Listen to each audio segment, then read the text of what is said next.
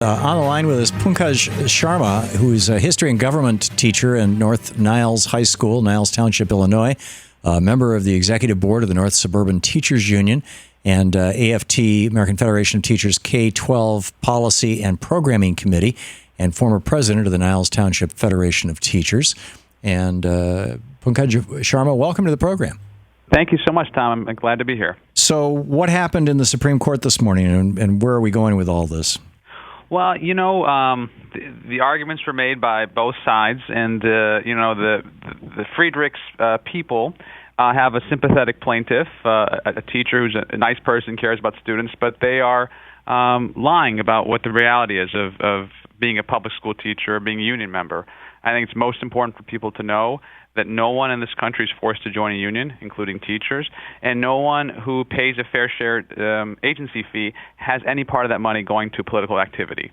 And what's also important to understand is about 40 years ago in the Boo decision, 1977, a pretty conservative Supreme Court ruled 9-0 that if the union has to represent everyone in the workplace, which is what we have to do as our union in our workplace, then it's reasonable for that union to collect or charge a small fee to pay for the representation and the collective bargaining that we do on behalf of all of our members, whether they are members or their fair share payers. And so today they made some more of those same arguments, but our lawyers, I think, did an excellent job talking about how this is established precedent law for 40 years. It's the basis of tens of thousands of contracts around the country, including the contract that I work under that benefits my members and my students.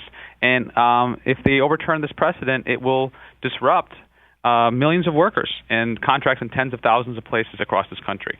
And yet, according to Victoria Jones earlier, Justice Kennedy, who will be the swing vote on this, as he is so often, came out today and basically said he could see the position of the petitioners, that he's willing to destroy public sector unions. Yeah, unfortunately, we do have 5 conservative justices, and this charge has been led by Samuel Alito. And today, Justice Scalia sort of reversed what he had said before about the fair share agency fee. But I think we are optimistic that Justice Kennedy in particular understands that undoing this precedent would disrupt and undermine, again, contracts in tens of thousands of workplaces, schools and police departments and fire stations, and disrupt the lives of millions of workers.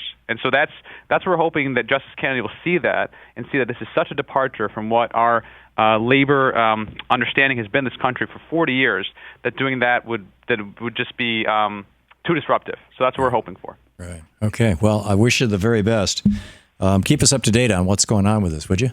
Yeah, we appreciate you having an interest in this and working people all across this country. Okay, thank you, Mr. Sharma. Thank you so much for dropping by today. It's wow, the Supreme Court could just destroy our the survival of public sector unions. It's just astonishing. We are watching right in front of our own eyes. We are watching the FDR's New Deal being taken apart.